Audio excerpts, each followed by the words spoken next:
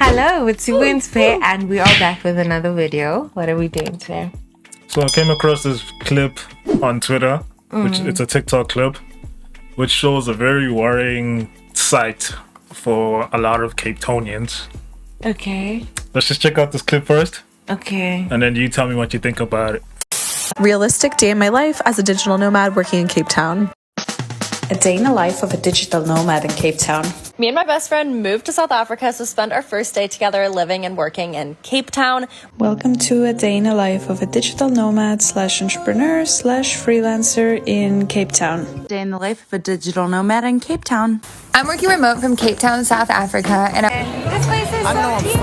I work remote from Cape Town, South Africa, and this is a day in my life. Cape Town is one of my favorite destinations I've ever worked from, and that's really saying something. Okay, if you're coming to Cape Town, here's everything you need to know.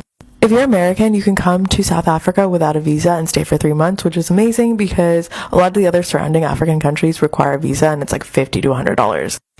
Here's a day of my life living in Cape Town as a 7-figure entrepreneur. So I'm currently working from Cape Town. This is what I spent working as a digital nomad in Cape Town. So you want to move to Cape Town, South Africa, where the cost of living is 66% lower than the US. Rent is 71% cheaper, and you could live comfortably with $1,250 a month. Cape Town is truly a magical place. Like, it's the most beautiful city you'll ever go to. Like, the beaches are like the Hawaiian beaches. The mountains are unlike any others. The wildlife, obviously, and the safaris. I have the opportunity to live a 5-star life on a 3-star budget. Costs a half to a third to a quarter of what it would in Canada or the United States. So it allows us to live a high quality life on a low budget. So your thoughts? I'm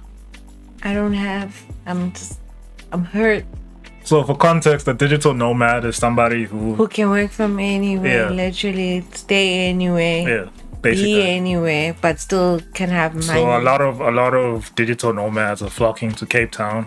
I mean, I'm honored because Cape Town is a beautiful place. Like, it's nice, yes, as a compliment. But like, it's still sad knowing the reality that Cape Townians don't even get to enjoy Cape Town like that. This is a double-edged sword with tourist destinations, especially here in Africa. A lot of tourist destinations are built for the tourists, and the locals cannot enjoy them. If you look at our neighboring countries like Tanzania, and Mozambique and Botswana, all those countries there, the locals are just there to serve the international people. That is disgusting, though. Like, so now with the influx of like international tourists coming into Cape Town, obviously this kind of attention, again, it's good for the economy because people are coming in, spending money in the here, country. But it's bad for the locals because it drives up the prices. And the locals cannot afford. That's why housing in Cape Town is ridiculous. And you can see even even with real estate agents, when they like marketing the houses and stuff there, they price them in like dollars and things like that, because we're not the target. They're not selling to us. So this might be the beginning of something definitely a bit bigger. Of a problem. A big problem. Because it could get to a point where the working class in Cape Town will not be able to afford being Cape Town, and then they're going to be driven outside of Cape Town.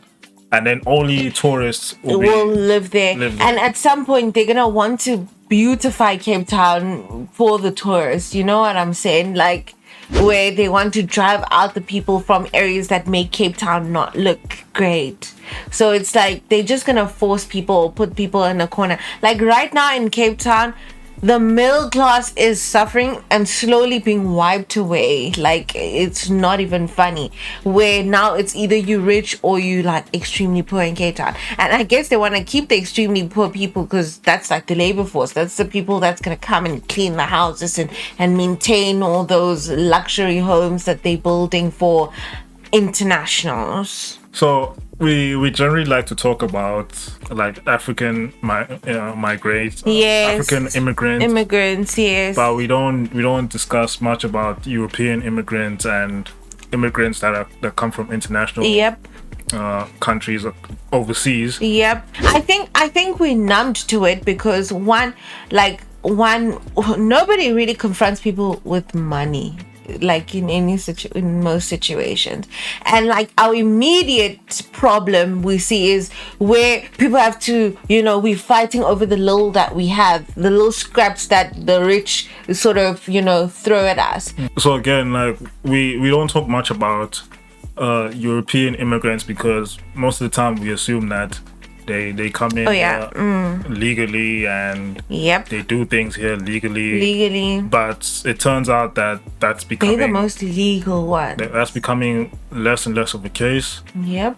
As you see in the clip there are situations where people can literally fly into the country without a visa and stay here for 3 months. Yes. And then only start applying there. But then I saw a TikTok of this American who got deported by his girlfriend. Yeah.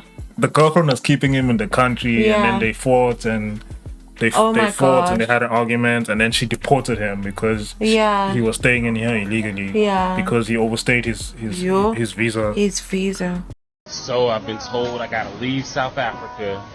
So I'm leaving since y'all wanna kick me out. Yes. I don't know, y'all don't love me no more. I thought y'all loved me, y'all. Liking my TikToks, reposting, putting all these comments. But this one girl, well, a couple people said I gotta leave the country, so I gotta leave the country.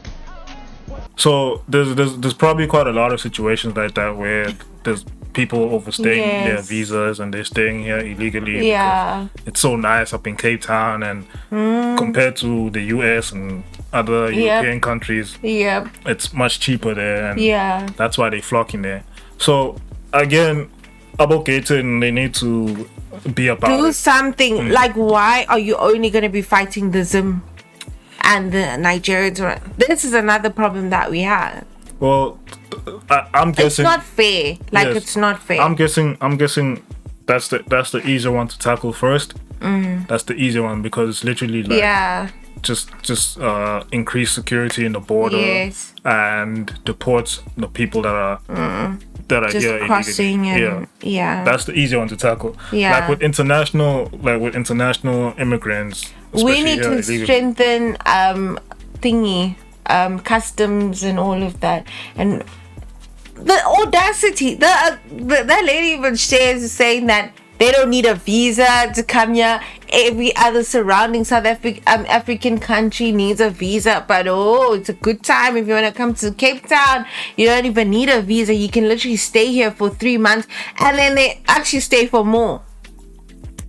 Yeah, so an operation like that needs to be conducted in Cape Town as well. There's a lot of rich immigrants there that are not there legally and are doing shady things to be rich. Yes. And we need to look into that. And we need to be fair, honestly. I'm more worried about the Cape Town economy because the locals there will not be able to keep up. It's crazy. The inequality will be much wider. The inequality in Cape Town is probably the widest that it is in the whole country. Now you have to before we were fighting apartheid beneficiaries. Now we're fighting international rich immigrants as well. Yes. And they're only driving the prices up.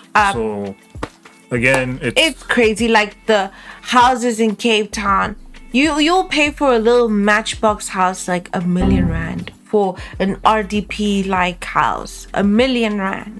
That is ridiculous. Like, what are you saying to the locals? What are you saying? Like, that time some of the houses there, if you look, some of the houses are really dated. Yes. Poorly maintained. But they still go for $1 million. Yep. Just because you in Cape Town, And the nice new development houses. Oh my gosh, you wouldn't even dream of staying there. It's like the government there is not considering locals. They're only considering the rich. Yeah, Cape Town is probably making a lot of money from tourism. But for who? But the locals are not. For who? For who? It's for the tourists because they only maintain the areas where the tourists stay and the white people stay. Which is bad. Like this is terrible. It's disgusting, man. This is why this is the biggest stain for the DA It's the biggest thing. Like, absolutely. I don't know like why they would rather rub shoulders with international people and foreigners and make life so much nicer for them than to make life nicer for the locals, for us South Africans. So it's like it's kind of like the thing of like why people would rather feed and clothe a dog than a human being. Yeah, the amount of money Cape Town is making from tourism, it should be able to give the rest of the communities exactly. This is even apart from the budget, our budget as a country, like that they speak of in the budget speech and things like that. That's a part of it. That's a part of it. That's a part of like the money we given in taxes. That's not even included. Now, so much money that they're getting, and you're telling me that the locals still don't have a good standard of living. In fact, Cape Town should have the best standard of living for everybody in Cape Town, more than the whole of South Africa. So how, if you cannot do it in a small portion or a small like area, how the hell are you going to do it for a whole country? That's why we say Cape Town's apartheid light, because it's literally designed. It is, and that's one of the reasons I won't lie that I actually left Cape Town and I don't even desire going back. Like, I love it. It's my home and I'd love to be able to stay there, but the cons outweigh the pros of staying in Cape Town. And it's like, if you're not going to be a person who either grows up to just stay in their parents' house for the rest of their lives and just wait for maybe your parents to die so you can have a place to stay in, because that's what's literally happening in a lot of homes, because people cannot afford to to have proper, they pay you just enough for you to survive, like, the month, but not to have actual things or to own things or to own a house, to be able to buy a car and all of those things. It's ridiculous. It's quite sad. It doesn't look like this problem's going to go away anytime soon, because it's making the city a lot of money. Yeah. And I also saw a deal recently where the DA made a deal with Airbnb to Airbnb, the company, to lease out a lot of properties in the city as Airbnb, so that international people can come in and just literally request the Airbnb. Somebody's eating. Yeah, they eating there. You can see you can literally see who are eating and who are not. You can see it. It's very clear to see, and unfortunately, it's not the locals, and it's not the black locals too. This just makes me want to cry. Like, it's so painful. I guess one of the solutions, just painful. I guess one of the solutions for a South African, especially a South African that's skilled and that's skilled enough to work anywhere in the world, is basically go find a job in the US, or in Canada and Europe, and make a living in those countries, and then come stay in Cape Town. Because that's the only way. That's the only way. Like, think about how crazy that is. Yeah. You have to go work in another country. Yeah. For you to be able to afford to stay in your own country and enjoy staying in your own country. That's crazy. It's crazy. But again, the government doesn't care about the people that don't. No. Basically, that don't provide them any profits. Yeah. Like, if you're not making money for me, then get out of it. So yeah, if you are a local in Cape Town, you should be very worried if you're seeing TikToks like this, because these people are competing for your land. They're competing for your privileges as a local person. Like, they're driving the prices up of everything. You as a local will not be able to afford to live the way they're living. So just like they drove you out of those nice areas to stay in and putting you in those not so nice areas and keeping you in them, that's how they'll drive you out of Cape Town. They'll drive you out of the Western Cape. Yeah, you guys let us know what you think about this whole situation. Yeah, let us know. Don't forget to like and subscribe. And keep watching. Goodbye. We'll check you guys in the next